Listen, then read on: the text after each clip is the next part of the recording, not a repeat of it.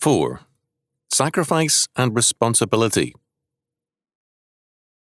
Sacrifice is commonly treated as a relic of man's primitive past. Attempts to direct attention to a divine origin in terms of Scripture are discounted, and we are told that all monogenetic theories of the origin of sacrifice may be safely discounted from the start. These cavalier dismissals rest on a faith in autonomous man and his anti-God worldview. Sacrifice is basic to the biblical faith, and it is basic to biblical law. Any consideration of biblical law must, of necessity, recognize the centrality of sacrifice. In analyzing the meaning of sacrifice to law, for our interest here is legal rather than soteriological, it is necessary, first, to recognize that biblical sacrifice requires a doctrine of human sacrifice while rejecting sinful man as the sacrifice. As Voss observed in commenting on the sacrifice of Isaac, Genesis chapter 22, the sacrifice of a human being cannot be condemned on principle. Moreover, all biblical sacrifice rests on the idea that the gift of life to God, either in consecration or in expiation, is necessary to the action or the restoration of religion. What passes from man to God is not regarded as property, but even though it be property for a symbolic purpose, means always, in a last analysis, the gift of life. And this is, in the original conception, neither in expiation nor in consecration of the gift of alien life, it is the gift of the life of the offerer himself. The second principle underlying the gifts is that man, in the abnormal relation of sin, is disqualified for offering this gift of his life in his own person. Hence, the principle of vicariousness is brought into play. One life takes the place of another life. Not sacrifice of human life as such, but the sacrifice of average sinful human life is deprecated by the Old Testament. In the Mosaic Law, these things are taught by elaborate symbolism. Notice that sacrifice serves both for expiation and for consecration. It is, as Voss pointed out, the gift of the life of the offerer himself, and yet, because of the disqualification of sin, the principle of vicariousness, that is, a God-provided substitute, is introduced. Ola, in dealing with all forms of offerings and sacrifices, declared, "The essential nature of an offering in general is the devotion of man to God, expressed in an outward act. This, then, is the essence of sacrifice, man's total devotion to God." Second, this true and total devotion to God requires obedience to the law of God in love and faith. The 10 Commandments are followed by the summons to obey in total devotion. "And thou shalt love the Lord thy God with all thine heart, and with all thy soul, and with all thy might." Deuteronomy chapter 6, verse 5. Compare verses 1 to 6. Before sacrifices were described by the law, Moses at Sinai on the first day commanded obedience. Exodus chapter 19, verses 5 and 6, and on the third day the law was given and sacrifices offered. Exodus chapter 19, verse 10 to chapter 24, verse 8. It is apparently to this primacy of obedience to the law that Jeremiah referred, Jeremiah chapter 7, verses 21 to 24. Sacrifices should be linked to obedience, according to Jeremiah chapter 33, verses 10 and 11, and will be in the day of restoration. The prophets denounced a purely formal sacrifice. Obedience was required to give the sacrifice meaning as man's full devotion to God. Third, the physical sacrifice of sinful man as an offering to God is a fearful offence against him and invites judgment. Jeremiah chapter 7, verses 30 to 34. Since the essence of sacrifice is the devotion of man to God, human sacrifice represents an attempt to bypass God's law and find a man-made way to God. Human sacrifice is thus humanistic to the core. It is atonement by man on his own terms. Fourth, it is obvious that the sacrifices, as distinct from the offerings, typified Christ, the sinless and perfect man who, in perfect devotion to God, kept the law fully.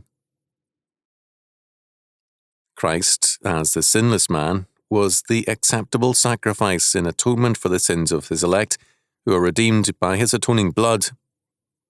Hence, to represent Christ, the offered animal had to be without blemish. Fifth, the sacrifices were required of all believers as their bond of peace and unity with God. Those not covered by the sacrifice of Christ are under sentence of death. In the sacrificial system, the believer put his hand upon the head of the burnt offering, Leviticus chapter 1 verse 4, or more literally, leaned his hand. Certain portions of the sacrifice and of all meats were reserved portions, forbidden to man. The blood, the omentum or fat, the kidneys with the fat in them, and in the case of sheep, the tail, also fat. These were the continually reserved portions, as distinct from portions reserved for the priest.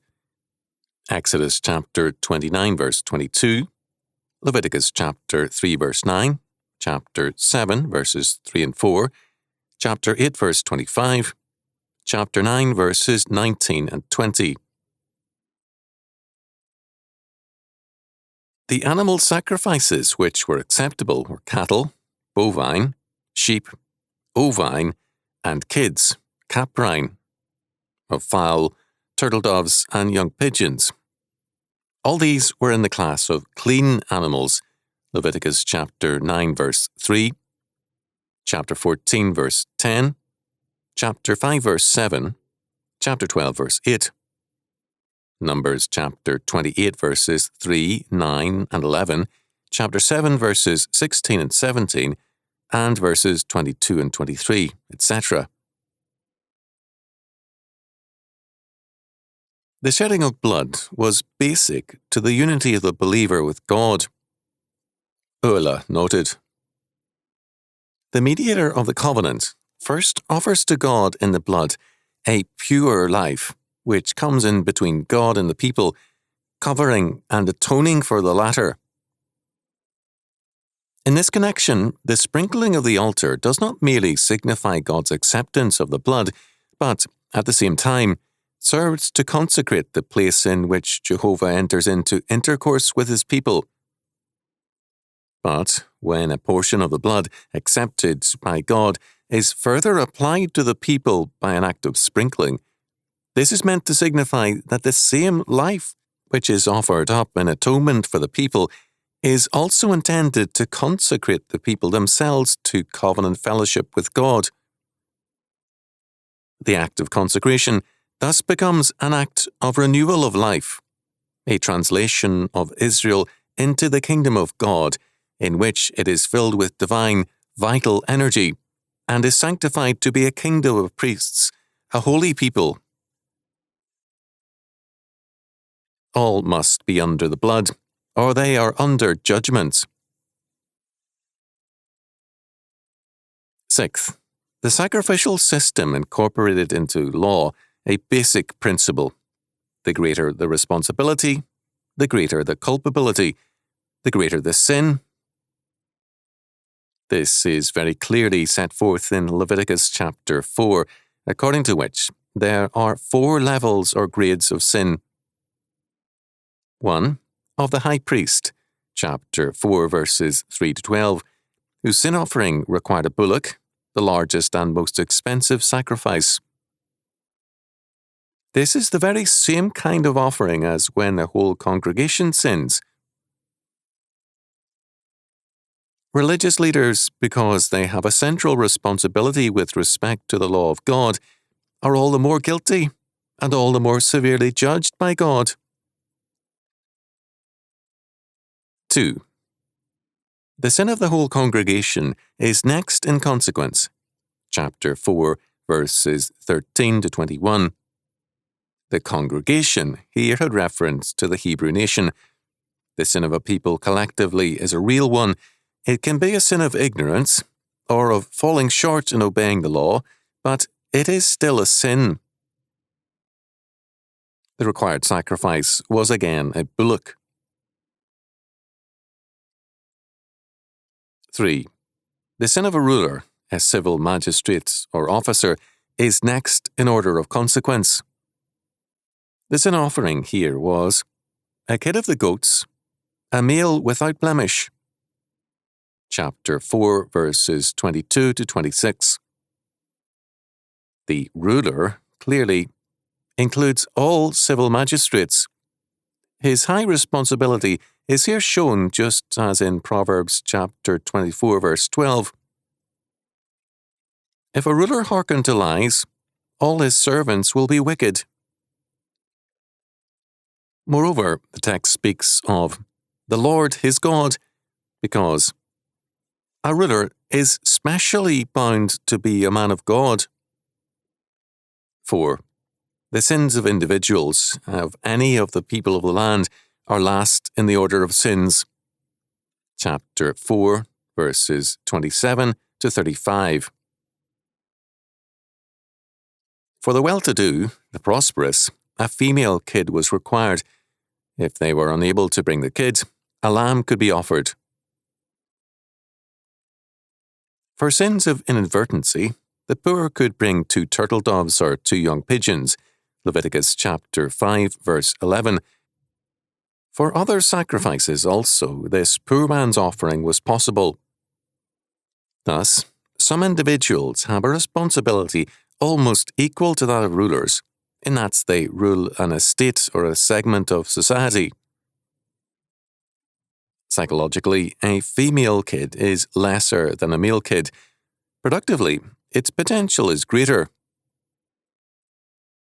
Some private individuals can often wield a power greater than civil authorities, and their sin is commensurate to their responsibility. Most telling in this list is the clear and great prominence given to the religious leaders, and the markedly lower place given to civil authorities. According to Proverbs chapter 29, verse 18, where there is no vision, the people perish, but he that keepeth the law, happy is he. The Berkeley version notes that vision has reference to a prophetic ministry, without which the people run wild. Law and order are dependent on the faithful proclamation of God's prophetic law word, and without it, social anarchy ensues. 7th, ignorance of the law is no excuse, nor are sins of inadvertency any the less sins. This is clear from Leviticus chapters 4 and 5, which specify the sacrifices for such sins.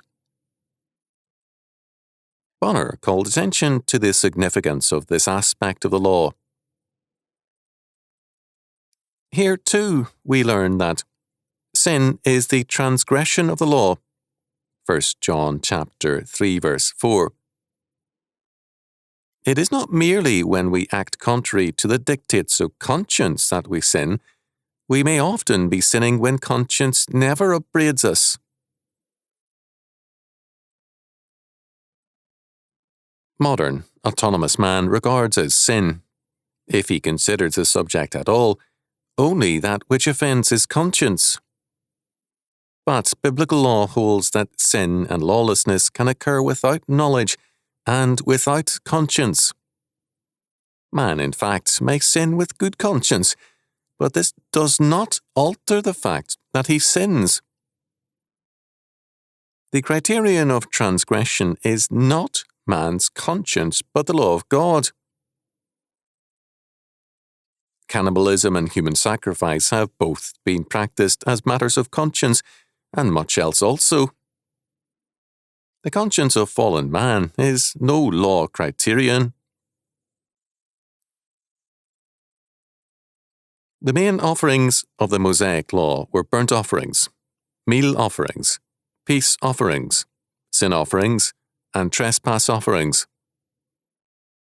The burnt offerings consisting of bullocks, goats, rams, lambs, turtle doves, or young pigeons were entirely burnt on the altar, except for the animal skins, the priest's portion.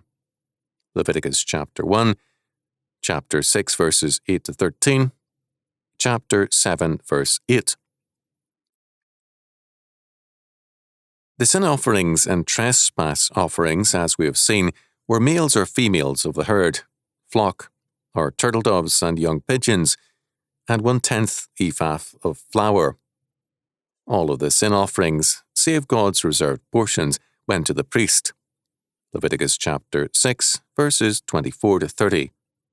The same was true of some of the trespass offerings. Leviticus chapter 7, verses 1 to 7. The meal offering consisted of fine flour, green ears of grain, frankincense, oil, and salt. Again, a portion went to the priests. Leviticus chapter 2, chapter 6, verses 14 to 23. The peace offerings were male and female of the herd and flock, of bullocks, lambs, and goats. There were also unleavened cakes and wafers mingled with oil. But leavened bread was also to be used. Leviticus chapter 3, chapter 7, verses 11 to 13. The priest's portion was the heaved shoulder and the wave breast.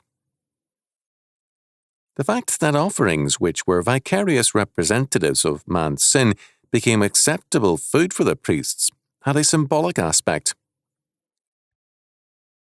The memorial of the mass of sin is consumed in the fire of wrath, but the priest takes his portion in order to show that the sin is cleansed out from the mass. But, eighth, before this cleansing could occur, the law required restitution. The goal of sacrifice, as well as of law, is the restoration of God's law order. The requirement of restitution is both manward and Godward. Bonner commented with reference to Leviticus chapter 6. The trespasser is to be no gainer by defrauding God's house. He's to suffer, even in temporal things, as a punishment for his sin. He is to bring, in addition to the thing of which he had defrauded God, money to the extent of 1/5 of the value of the thing. This was given to the priest as the head of the people in things of God and representative of God in holy duties. It was to be a double tithe, because of the attempt to defraud God. The tithe regularly paid was an acknowledgement that God had a right to the things tithed, and this double tithe was an acknowledgement that, in consequence of this attempt to defraud him, his right must be doubly acknowledged. Finally, ninth, a leavened offering was a part of the peace offering, an important fact. Leviticus chapter 7, verse 13. Leaven is taken by some as a symbol or type of sin. It is rather a symbol of corruptibility. As a peace offering, this was acceptable. Other Offerings had established man's atonement through the blood of the unblemished and innocent one. Man was now in communion with God, and man's works, however faulty, become thereby acceptable to God. All man's services to God have an element of corruptibility. His works, buildings, gifts, and efforts decay and pass away.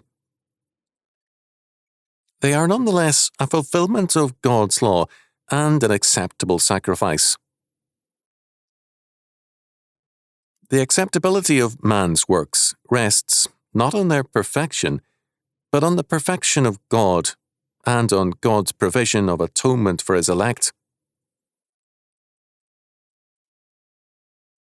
Man's obedience to the law is a leavened offering, clearly corruptible, yet, when faithful and obedient to God's authority and order, a sacrifice well-pleasing in his sight and assured of his reward.